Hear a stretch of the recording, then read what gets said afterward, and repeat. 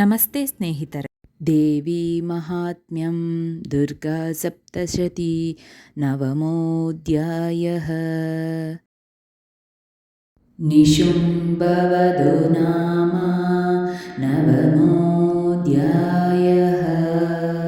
ಧ್ಯಾನಂ ಓಂ ಬಂಧುಕಾಕಾಂಚನನಿಭಂ ರುಚಿರಾಕ್ಷಮಾಲಂ पाशाङ्कुशौ च वरदां निजबाहुदण्डै बिभ्राणमिन्दुशकलाभरणां त्रिनेत्राम् अर्धाम्बिकेशमनिशं वपुराश्रयामि.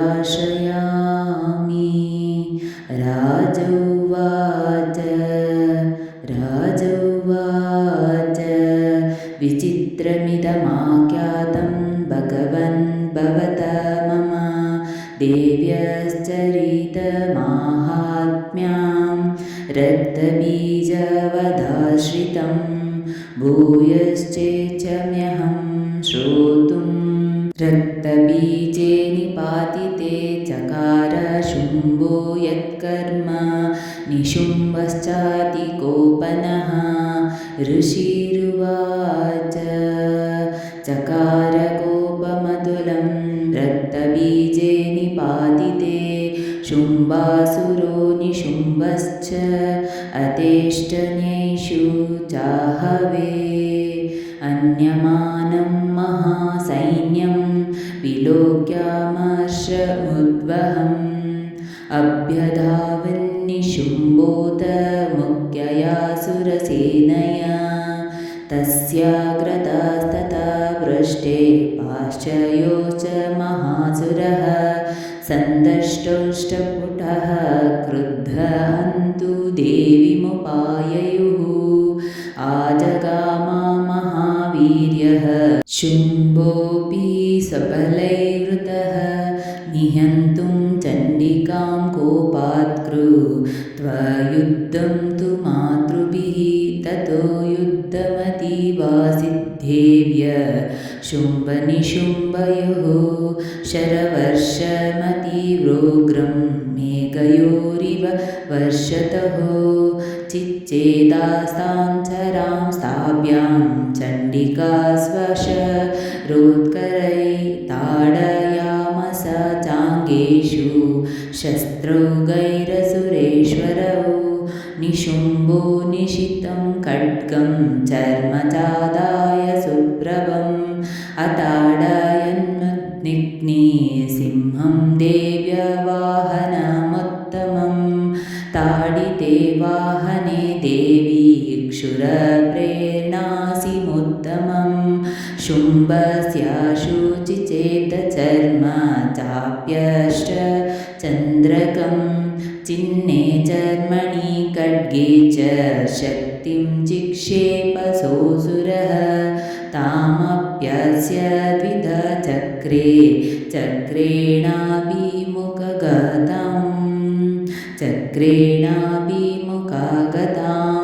कोपात्मतो निशुम्भोत शूलं जग्राहदानवः. आयतामुष्टिपातेन देवी तच्चप्यचूर्णयत्. आविद्यत गदां सोऽपि चिक्षेप चण्डिकां प्रति. सापि देव्यास्त्रिशूलेन भिन्नभस्मतमागत. ततः परुषहस्तं तमायातं दैत्यपुङ्गवम् आयत्य देवी बाणौघर्य पातयत भूतले. तस्मिन्निपतिते भूमौ निशुम्भे भीमविक्रमे. भ्रातर्यतीव संक्रुद्ध प्रययौ हन्तुमम्बिकां. स रतस्तस्तदास्तुत्युच्चैः गृहीत परमायुधैः भुजैर्याष्टभिरातुलैः व्याप्य शेषं बभौ नभः. तमायान्तं समालोक्य देवी शङ्खमवादयत्. जयशब्दं चापि धनुषश्चकारातीव दुस्सहं. पूरयामास ककुभो निजकण्ठस्वनेन च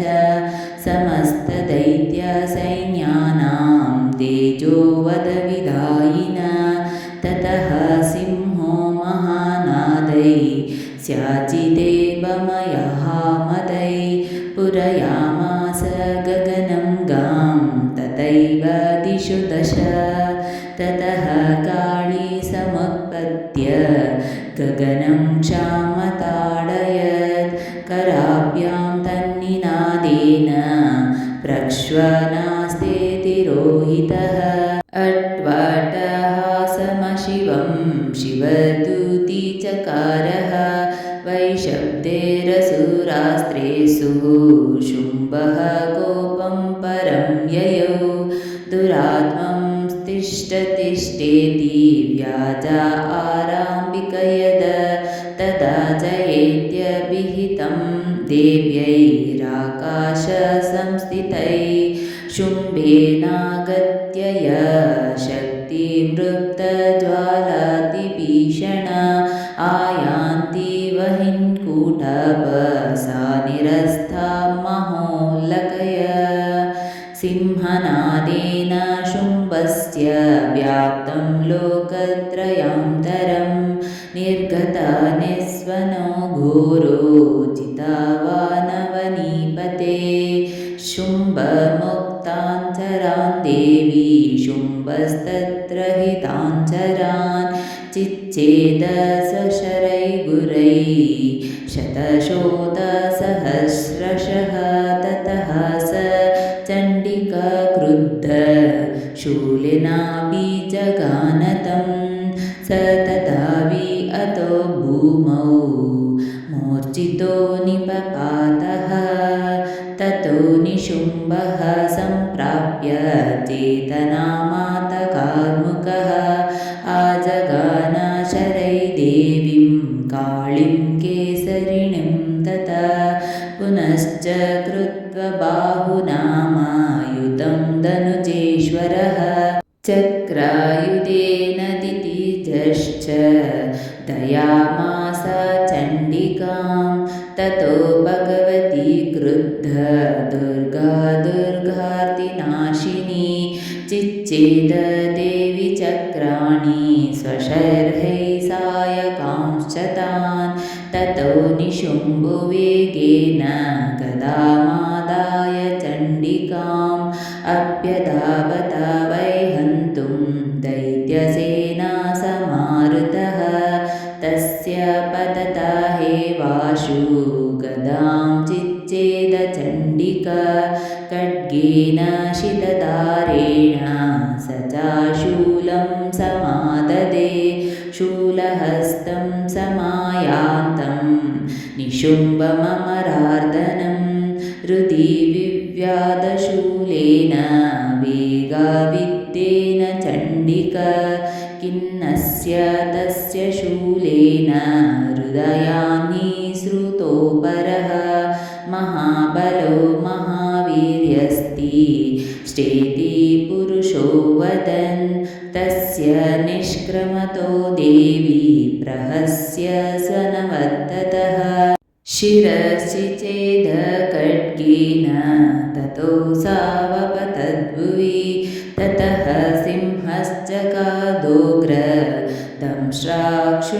दंष्ट्राक्षुण्णशिरोधरान् असुरांस्तास्तथा काळी शिवदूती तथा परान् कौमारी शक्तिनिर्भिन्ना केचिनेषुर्म आसुरः ब्रह्माणि मन्त्रपूतेन तो ये नान्यै निराकृतः माहेश्वरी त्रिशूलेन भिन्नः पेतुस्तथा परे वाराही तुण्डगातेन केचिचूर्णीकृता भुवि खड्गं खड्गं च चक्रेण वैष्णव्यदानवः कृतः वज्रेण चैन्द्रियस्ताग्रविमुक्तेन ततः परे केचिद्विनेशुरसूर केचिन्नष्टमहा अवात् भक्षिताश्च परे काळी शिवदूती मृगाधिपै स्वस्ति श्रीमार्कण्डेयपुराणे सावर्णिके मन्वन्तरे देवी महत् मध्ये निशुम्भवधो नाम नवमोऽध्यायः समाप्तम्। आहुति ॐ क्लीं जयन्ती साङ्गायै सशक्तिकायै सपरिवारायै सवाहनायै महाहुतिं समर्पयामि। नमः स्वाहा। ಸ್ನೇಹಿತರೆ, ಈ ವಿಡಿಯೋ ಇಷ್ಟವಾದಲ್ಲಿ ಲೈಕ್, ಶೇರ್ ಆ್ಯಂಡ್ ಕಾಮೆಂಟ್ ಮಾಡಿ. ಮುಂದಿನ ವಿಡಿಯೋಸ್ಗಳಿಗಾಗಿ ಚಾನಲ್ ಅನ್ನು ಸಬ್ಸ್ಕ್ರೈಬ್ ಮಾಡಿ. ಧನ್ಯವಾದಗಳು.